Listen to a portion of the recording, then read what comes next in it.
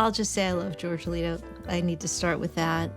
In 1969, LA Times magazine stated that the 3 most successful agents in Hollywood were the infamous Irving Swifty Lazar, the equally famous Paul Kohner, both in their 60s, and George Litto, 38 years old and representing blacklisted writers.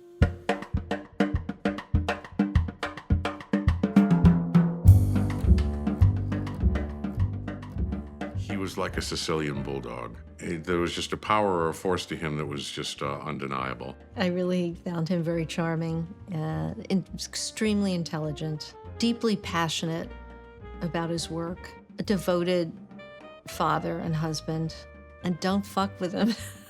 I'll just say that.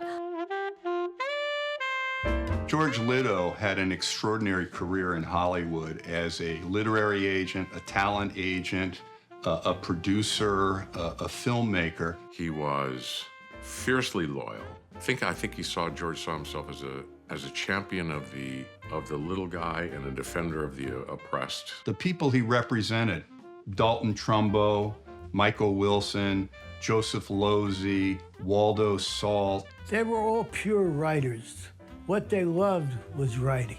And all of them were highly successful in making a lot of money in the 40s and into the 50s, and now they had to work for peanuts under these pseudonyms or fronts.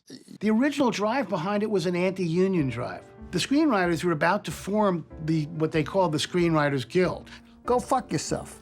We'll decide who writes the scripts, not you. So the studios reacted by blacklisting them and ultimately sending them to prison. You were faced with this terrible crisis of conscience. Either you sacrificed your career or you named names and you sold out the people who you cared about. 2 or 3 times, the FBI came by to interview me, and they said, you know, we want to know more about your business. Is there any money behind you?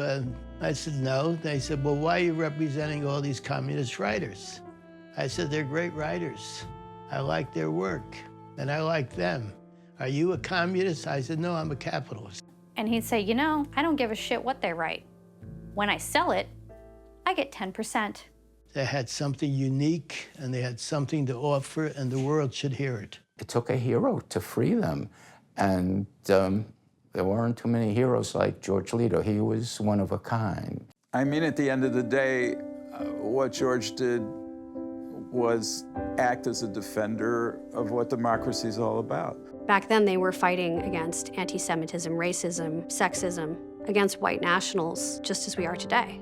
And that hasn't changed. When the clock strikes high noon for all of us, what would we do in this situation? I think George gives us a real shining example of what you have to do. He said, we're going to do this shit again.